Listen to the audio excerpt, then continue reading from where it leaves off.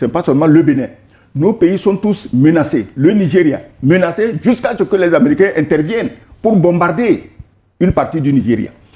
Le Bénin, menacé. Le Togo, menacé. Non, parce que tu ne peux pas avoir le Sahel si tu n'as pas l'océan. L'objectif, c'est l'océan Atlantique. Et qu'un jour, nos femmes seront en burqa et nous ne pourrons même pas aller nager dans la mer, sur la plage où nos jeunes aiment aller au terrorisme, qu'ils sont intervenus pour aider l'armée béninoise. Où étaient les Français? Quand les soldats là faisaient appel à leurs collègues béninois, où étaient les Français? Donc, moi, je crois qu'il faut revenir sur terre. À 3 semaines exactement du premier tour de l'élection présidentielle au Bénin, une question existentielle s'invite dans la campagne et préoccupe en sourdine les 6 millions d'électeurs. Le bulletin de vote sera-t-il plus fort que le défi terroriste? Pas plus tard que le samedi 7 mars dernier, l'armée béninoise dit avoir vaincu 17 assaillants dans la zone de la Pendjeri. Un succès militaire, certes, mais qui rappelle cruellement que la menace terroriste n'est plus une hypothèse surréaliste. Elle est là, aux portes des villages de la Liborie et de l'Atakura, cherchant visiblement à perturber le calendrier électoral, le calendrier démocratique du 12 avril 2026. Alors que la campagne s'ouvre dans un climat politique déjà chargé, l'État peut-il garantir la sécurité totale du scrutin? Les populations du nord du Bénin pourront-elles voter sans craindre pour leur vie? Et surtout, le terrorisme est-il en passe de devenir l'arbitre inattendu de cette élection? Pour en débattre, dans le forum de ce dimanche 22 mars 2026, quand vous voyez pratiquement tout le nord du pays est pris en étau par les groupes terroristes, comme vous pouvez le voir à l'écran. Excellence Sogoyou Kegewe, comment le Bénin, qui a quand même vu venir cette menace, aujourd'hui se laisse piéger par ces attaques terroristes? Et moi, je crois que nous nous inquiétons trop pour le Bénin, parce qu'apparemment, le Bénin n'est pas inquiet. Le Bénin n'est pas inquiet. Si le Bénin était inquiet, ce qu'on voyait, ce qu'on entend, on ne le verrait pas et on ne l'entendrait pas. Et moi, quand on me parle du Bénin, tel que tu as montré la carte, mais c'est où le Bénin et c'est où le Togo?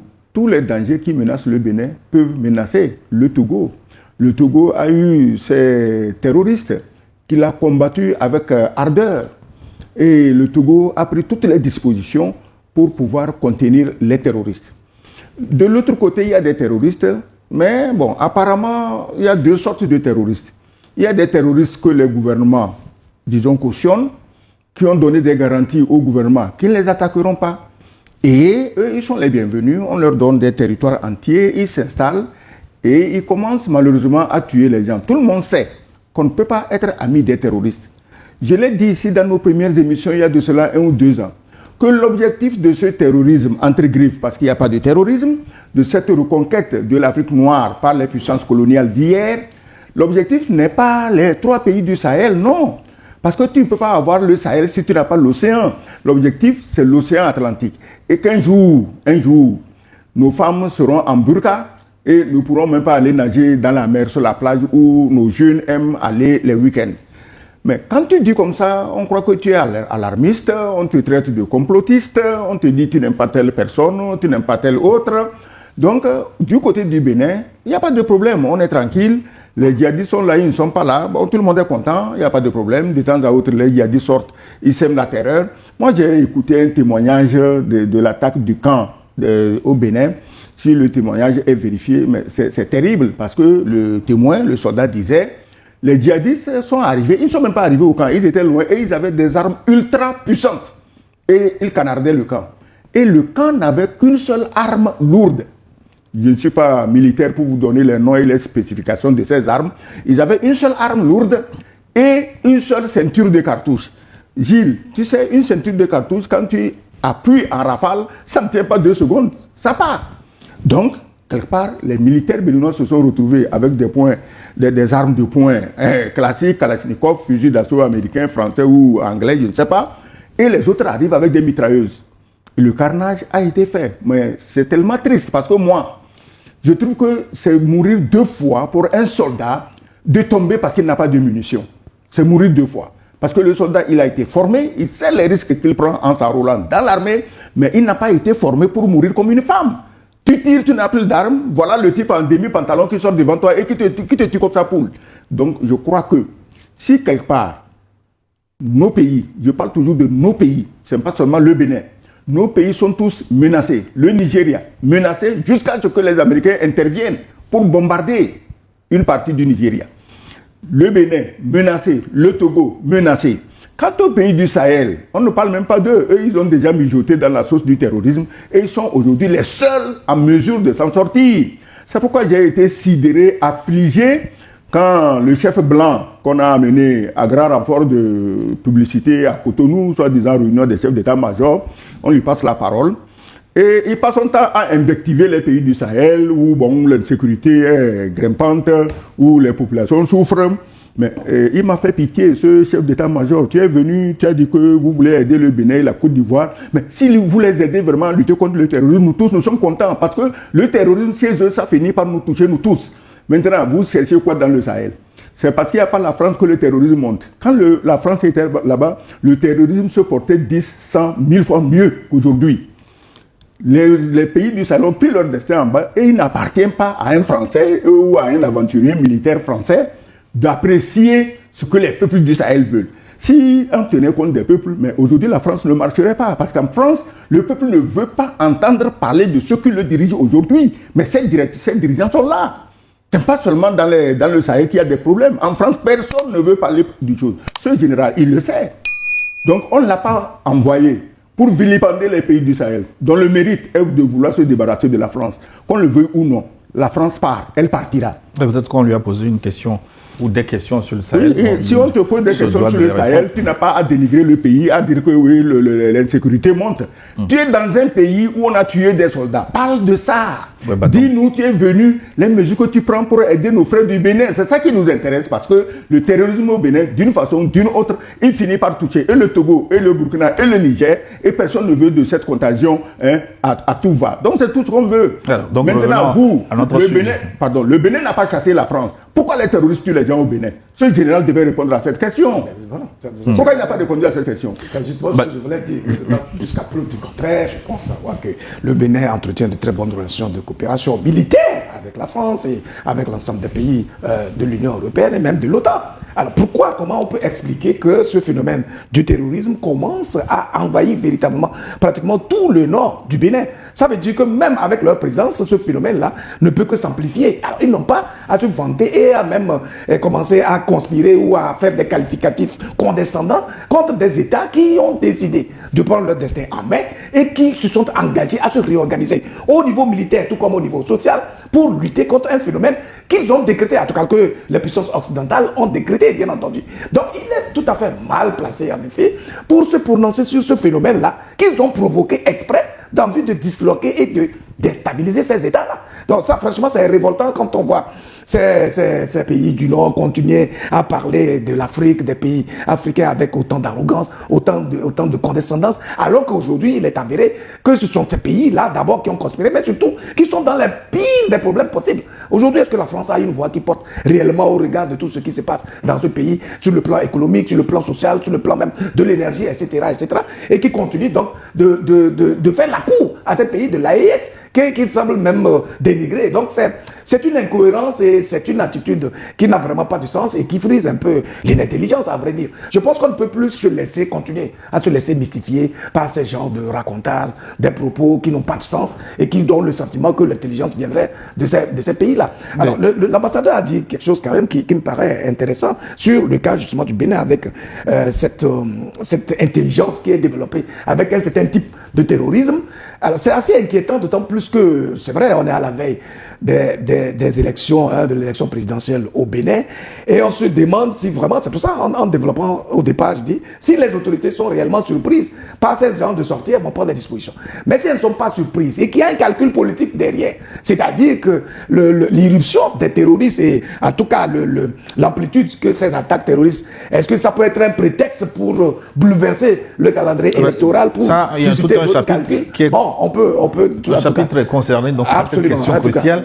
Mais les faits semblent vous donner raison, parce qu'on va afficher un peu le baromètre de la violence au Bénin, on peut l'appeler ainsi, comparant le nombre d'incidents sécuritaires par trimestre de 2024 jusqu'à nos jours. On va voir le diagramme, le baromètre de la violence.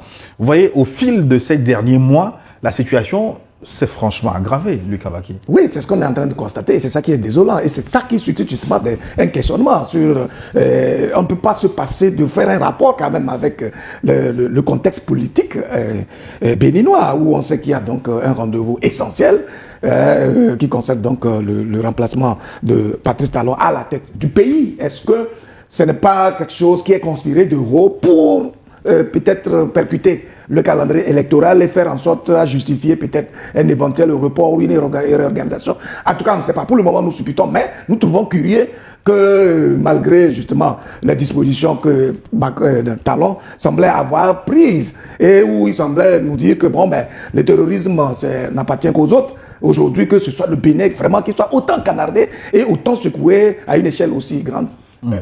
Tu sais, Gilles, on doit éviter de mêler les humeurs politiques aux questions de sécurité. Parce que le politicien qui veut exprimer ses humeurs, qui veut dominer, qui veut exploiter, qui veut envoyer des conteneurs d'argent en France, n'est pas dans la même situation que le pauvre soldat qui est au front et qui est prêt à mourir. Ni l'enfant du politicien, ni son petit-enfant, ni ses cousins-neveux, personne ne se retrouvera au front. Pourquoi je dis qu'il faut dissocier la politique de la sécurité? J'ai écouté de la bouche du président capitaine Ibrahim Traoré un fait qui m'a sidéré. Parce qu'il dit qu'à la veille de son voyage en Russie, des soldats béninois en difficulté au nord ont fait appel à leurs collègues burkinabés. Mais dès qu'il a été saisi du problème, il a autorisé que des vecteurs aériens interviennent pour disperser les terroristes qui attaquaient le Bénin, pas le Burkina. Ça veut dire quoi? Ça veut dire que les militaires, qu'ils soient béninois, qu'ils soient togolais, qu'ils soient burkinabés, maliens, nigériens, ghanéens, ivoiriens ou nigériens, ils sont solidaires parce que devant le feu, ils ne peuvent qu'être solidaires, ils sont liés par le même destin. Mais ceux qui sont chargés d'exporter des conteneurs d'argent à Paris, l'argent qu'on utilise pour les faire chanter, ah, si tu ne fais pas comme ça, tu sais, ton argent, tu ne le verras plus. Il ne faut pas qu'ils viennent avec leurs petits calculs de petits boutiquiers de quartier mettre en danger la vie des enfants d'autrui. Le capitaine Traoré a fait ça et il l'a fait avec plaisir. Et les soldats béninois qui ont appelé au secours, je suis sûr qu'ils sont satisfaits. Est-ce qu'ils ont dit ça à leur fameux général Mandon? Qu'il fut un temps où les pays qu'il accuse d'être aujourd'hui les puissants du terrorisme, qu'ils sont intervenus pour aider l'armée béninoise. Où étaient les Français? Quand les soldats là faisaient appel à leurs collègues béninois, où étaient les Français? Donc, moi, je crois qu'il faut revenir sur terre. La politique, c'est la politique. On ne se mêle pas de la politique interne d'un pays. Mais on ne peut pas, à cause des raisons politiques, des combines politiques, des ententes bizarres, souterraines, cupides, intéressées, laisser tuer les enfants des autres sans armes. Et on se vante même de ne pas avoir besoin d'armes. Quand tu dis que tu n'as pas d'armes, c'est que tu dis aux terroristes, va les tuer, ils n'ont rien. Et qu'est-ce que ton général Mandon dit? Les terroristes sont plus forts, les terroristes sont mieux équipés. Exactement, on dirait qu'il a fait l'école, la même école que Bazoum. Donc, tu vois que c'est une idée fixe pour la France de rendre effectivement les terroristes plus forts et mieux équipés pour terroriser les populations de la sous-région qui refusent de se faire traire comme des vaches depuis le temps colonial jusqu'à ce jour. Alors, la question cruciale maintenant, comment cette insécurité modifie-t-elle la géographie électorale du Bénin? Y a-t-il un risque, Luc, de voir des zones entières privées de vote? Concrètement, comment organiser des élections dans des communes comme Karimama ou Banikwara sous menace permanente? Mais vous avez sorti tout à l'heure les statistiques et vous voyez que la menace elle est réelle, que la situation, l'instabilité elle est réelle dans une superficie suffisamment grande justement du Bénin.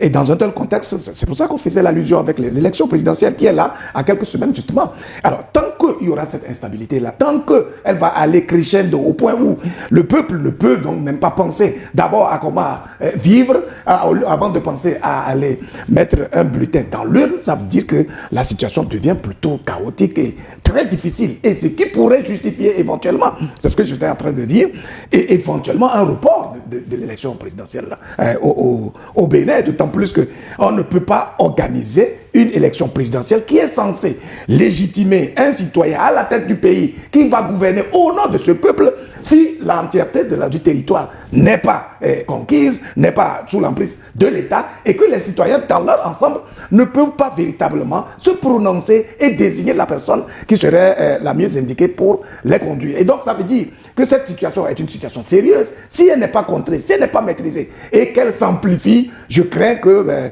le processus électoral soit sérieusement perturbé et qu'il n'y ait pas vraiment les moyens d'organiser cette élection-là ou de faire plutôt une simulacre d'élection qui mettrait quelqu'un de fait à la tête du Bénin.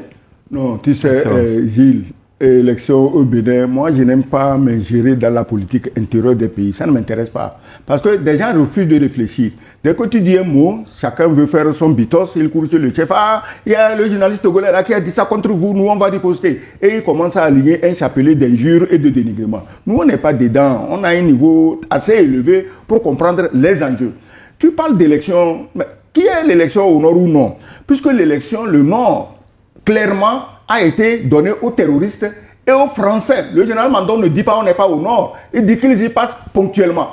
Ponctuellement pour faire quoi? Pour s'entretenir avec les terroristes. Donc, à partir du moment où cette partie du Bénin a été offerte gratuitement aux terroristes, on s'en fout si les gens là-bas votent ou non. Le Bénin utile, sans terroristes, va voter. À la limite, si les gens ne votent pas, tant mieux. Si demain, on se dit, ah, il y a terrorisme, on ne peut pas aller aux élections, tout le monde sera d'accord. Parce que comment tu peux aller aux élections avec la moitié du pays? Parce que regardez bien la carte du Bénin. C'est le nord qui est vaste.